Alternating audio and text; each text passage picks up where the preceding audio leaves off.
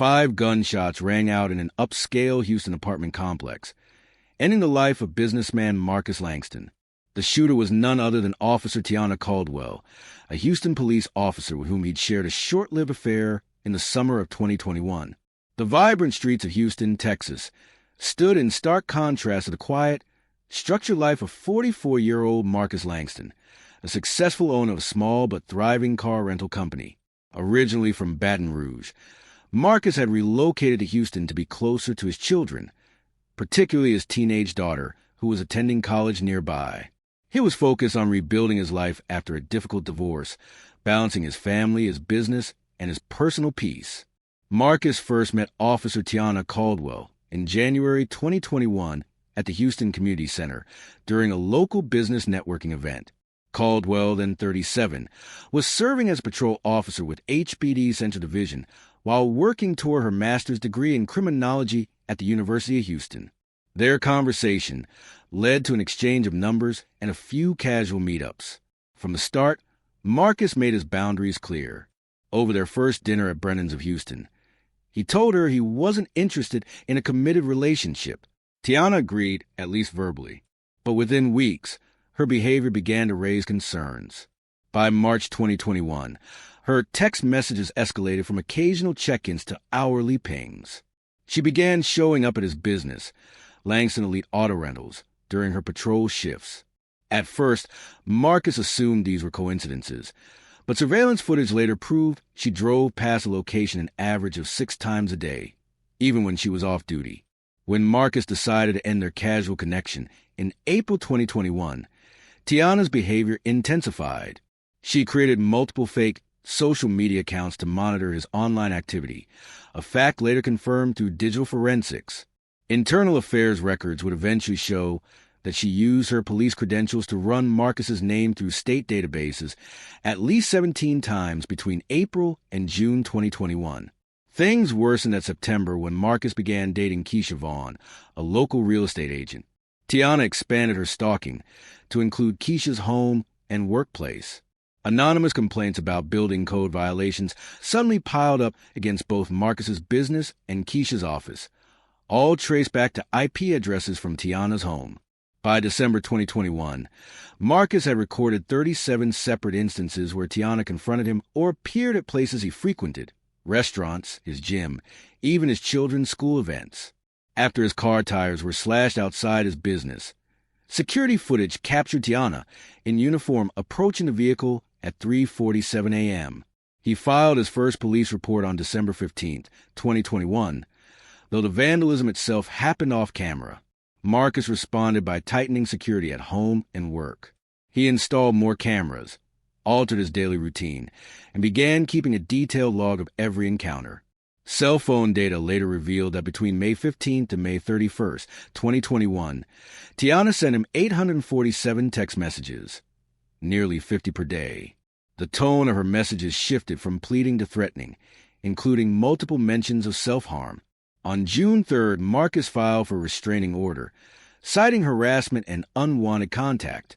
The court denied it, citing insufficient evidence, a decision later criticized due to her law enforcement position. Travel and rental car records revealed she followed him out of state. Between June and September 2021, Tiana booked 6 round-trip flights to Dallas, matching Marcus's business trips. Each time, she rented a dark-colored sedan with tinted windows. Hotel security footage from Dallas documented her car parked in surveillance positions for up to 12 hours at a time. Her harassment reached Marcus's family as well. His 19-year-old daughter, Jasmine Langston, received repeated friend requests from fake accounts later linked to Tiana. She even attempted to approach Jasmine on campus 7 times, prompting a formal complaint to campus security. Financial records showed attempts to buy her way into Marcus's family's good graces. $2,500 in gift cards to his mother, $11,800 in concert tickets for his kids, and anonymous donations to Jasmine's sorority. All were documented and returned. By September 2021, her obsession began spilling into her police work. Internal Affairs noted 3 warnings for unauthorized database searches on Marcus and his associates. Her supervisor, Lieutenant Calvin Brooks, documented concerns about her emotional state, citing agitation and poor focus. In October, she somehow obtained Marcus's new phone number using police resources and called him 126 times in 3 days, using both her personal phone and prepaid burners. Audio recordings revealed increasingly erratic threats, including warnings that she could ruin him professionally. By November, she shifted her focus to sabotaging his business.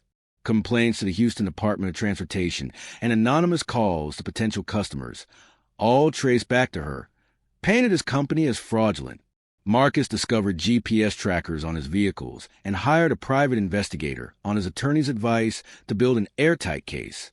Then came the breaking point. In early fall 2022, a pawn shop in San Antonio recorded Tiana purchasing a Glock 19 9mm, using her badge to bypass the waiting period. Within 48 hours, she was back in Houston. Digital forensics later showed she had spent weeks researching untraceable firearms, apartment security systems, and ways to disable them. She mapped out Marcus's daily schedule, studied layouts of his new apartment building, and secretly photographed him at various locations. To get close again, she posed as a prospective car rental client, going so far as to purchase new business attire, carry a leather briefcase, and design fake business cards. Her plan was as methodical as it was dangerous, and it was already in motion. Security cameras at various stores captured Tiana Caldwell in the days before the shooting, purchasing items that would later play a role in the crime, a chilling indication of how calculated her plan had been. The first responding officers faced an unusually complex scene, made more difficult because the suspect was one of their own. When they arrived, the apartment door was locked and repeated announcements went unanswered. With multiple gunshots reported, the tactical team was called in. After a brief standoff, they forced entry. Inside, they found Tiana on her knees beside Marcus Langston's lifeless body in the living room, still holding the Glock 19. She was on the phone with her mother, calmly repeating, "He pushed me and I shot him."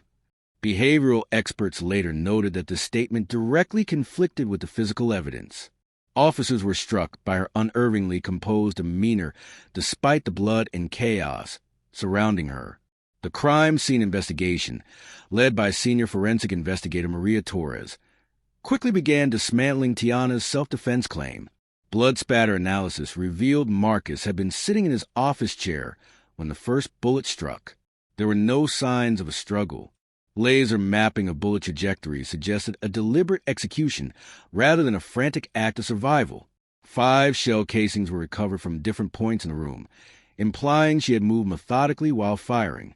Neighbors provided vital testimony. Mrs. Eleanor Davidson, who lived next door, reported hearing raised voices followed by 5 sharp gunshots. Her smart doorbell recorded the audio. The entire sequence lasted roughly 7 seconds. Multiple witnesses said they saw Tiana pacing the balcony afterward, her movements described as unerringly calm, almost mechanical, rather than panicked. Gunshot residue tests showed shots were fired from varying distances and angles, inconsistent with a sudden confrontation. Marcus had only minimal defensive wounds, suggesting little time to react. The medical examiner's preliminary findings pointed to the precision of the shots, especially the execution-style wound to the back of his head. During the initial sweep, investigators found a briefcase belonging to Tiana containing extra ammunition, a second magazine, and a handwritten letter dated the previous day. The letter, part love note and part threat, revealed deep romantic obsession intertwined with violent intent. Also recovered was her personal phone, still recording after the shooting. It captured her calm phone calls to her mother and her police union representative. The level of planning became even clearer as the scene was processed. She had positioned herself where she could track Marcus's movements within the apartment while keeping building security cameras in sight. A visitor's pass lay prominently on the entry table, a signal she understood and accounted for the complex of security procedures. A secondary weapon, a revolver, was located in her car outside, along with a gold bag containing cash, clothing, and false identification. The arrest was tense. Tiana first tried to invoke professional courtesy, then claimed jurisdictional issues. The arresting officers, following heightened protocol for law enforcement suspects, documented her continued composure and her calculated attempts to control the narrative. Even while being handcuffed, she referenced apartment procedures and professional standards. During transport, her demeanor shifted erratically. Officers noted she alternated between calmly reciting police codes and breaking into emotional outbursts about her relationship with Marcus. She requested specific interrogation officers by name, clearly trying to manipulate the process through her professional connections. Her first interview was handled by detectives from an outside jurisdiction to avoid conflict of interest. Tiana claimed she had blacked out during the shooting, yet she provided detailed recollections of events immediately before and after it. Forensic psychology experts who reviewed the footage described her speech as careful and rehearsed, with strategic pauses. Hallmarks of deception. Veteran homicide detective Michael Grant was assigned as lead investigator. He faced unique challenges. Pursuing a murder case against a fellow officer required navigating internal politics and heightened oversight from internal affairs. One of the team's first steps was building a timeline of Tiana's escalating behavior. Financial records revealed that over 6 months, she spent nearly $112,000 on gifts targeting Marcus's family. Premium concert tickets, electronics, and gift cards timed to family events and holidays. The cybercrimes unit recovered deleted data from her devices, hundreds of unsent draft messages oscillating between pleas for reconciliation and fantasies of violence. Her search history showed a steady descent from how to win someone back to untraceable surveillance methods and eventually gunshot wound survival rate. Interviews with Marcus's family exposed a sustained campaign of intrusion. His daughter, Jasmine Langston, testified about Tiana's repeated appearances at her university, showing up to classes and social events uninvited. Marcus's ex-wife described numerous messages from Tiana fishing for details about his daily schedule.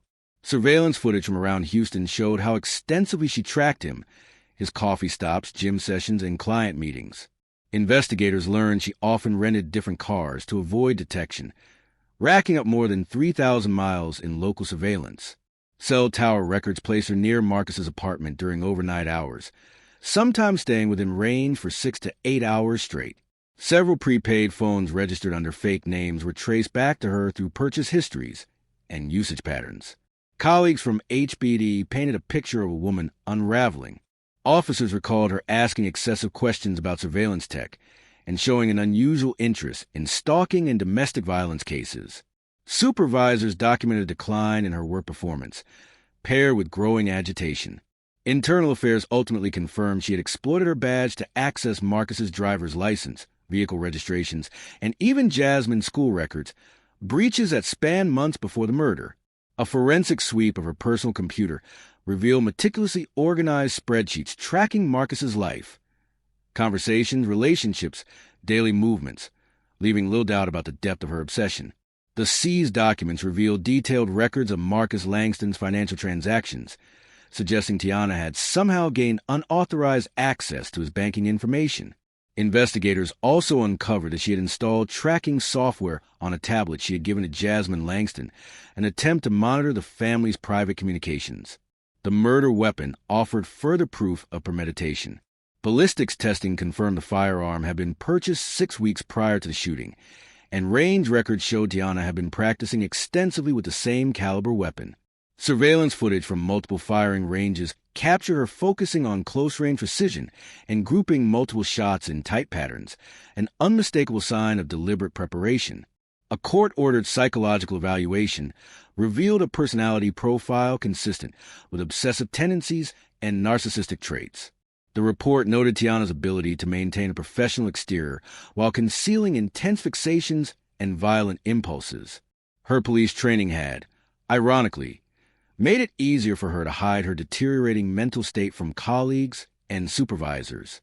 The investigation's final report documented over 200 separate incidents of stalking, unauthorized surveillance, and harassment in the months leading up to Marcus's murder. Tiana Caldwell's trial began in the spring of 2023, drawing significant media coverage due to her status as a former officer and the disturbing nature of the crime. The prosecution presented overwhelming evidence of calculated intent, surveillance recordings, financial statements, and detailed forensic findings. Initially, the defense pursued a temporary insanity plea, claiming Tiana's fixation on Marcus triggered a psychotic break. However, Faced with the sheer volume of evidence, Tiana accepted a plea deal, admitting guilt to second-degree murder. At the plea hearing, she still maintained she had no memory of the shooting, despite prosecutors presenting clear proof of her lucidity before and after the act. The court-appointed psychiatrist testified that her memory loss appeared to be a deliberate tactic rather than genuine amnesia. The sentencing hearing stretched over 3 days, marked by emotional impact statements from Marcus's family and friends. His sister, Simone Langston, delivered a powerful statement, her voice steady as she addressed Tiana directly. "You didn't just take Marcus's life. You stole a father from his children, a brother from his siblings, and a son from his parents. Your obsession didn't just end one life. It shattered an entire family." Jasmine Langston, Marcus's teenage daughter, spoke about the devastation of losing her father just as she was starting college. She recounted how Tiana had tried to insert herself into their lives with uninvited visits to campus and unwanted gifts, gestures that now felt like sinister warnings. Her courage moved several jurors to tears. The prosecution argued for the maximum penalty, emphasizing how Tiana's police training had made her stalking more efficient and harder to detect. The lead prosecutor called the crime a profound betrayal of public trust that demanded severe punishment. The defense countered by portraying Tiana as a once dedicated officer whose mental health collapsed under professional stress and personal loss. Character witnesses from the police department and her family spoke of her achievements and community service. But these testimonies crumbled against the documented evidence of her methodical planning and cover-up attempts. The judge ultimately handed down an 18-year sentence, acknowledging both the calculated nature of the crime and her former service as an officer. In his statement, he condemned her actions. "You used the skills and authority entrusted to you to protect the public, to instead stalk and murder an innocent man. This was not only a crime, but a fundamental betrayal of your oath." Marcus's family expressed disappointment at the sentence, believing it did not reflect the full gravity of the crime. His mother, in a public statement, said, 18 years cannot replace a life. It cannot bring back the father who will miss every holiday, the son whose place at the table will always be empty." The case prompted the Houston Police Department to implement stricter monitoring of database access and require regular psychological evaluations for officers. Marcus's family established a foundation in his name, advocating for stronger anti-stalking laws and supporting victims of obsessive harassment. Tiana's conviction also led to changes in how law enforcement agencies address personal relationships between officers and civilians, including early intervention protocols for troubling behavior patterns. As of 2024, Marcus's children remain active in the fight for legal reform. Jasmine, now a college graduate, has become a strong voice for stalking awareness on university campuses. Their work has contributed to new legislation that strengthens penalties and expands resources for victims. The case stands as a sobering example of how obsession can override professional discipline, moral judgment, and basic human compassion. In the end, 2 lives are destroyed, one stolen by violence, the other wasted behind prison walls, all because someone could not accept the word no. If this story made you think, made you question, made you wonder, what would you have done? Subscribe for more gripping, real-life stories that challenge everything you think you know. Because in the end, truth is always stranger than fiction. Join the journey. Hit that button and be part of the next stories. This is Ruthless Realities. Until next time.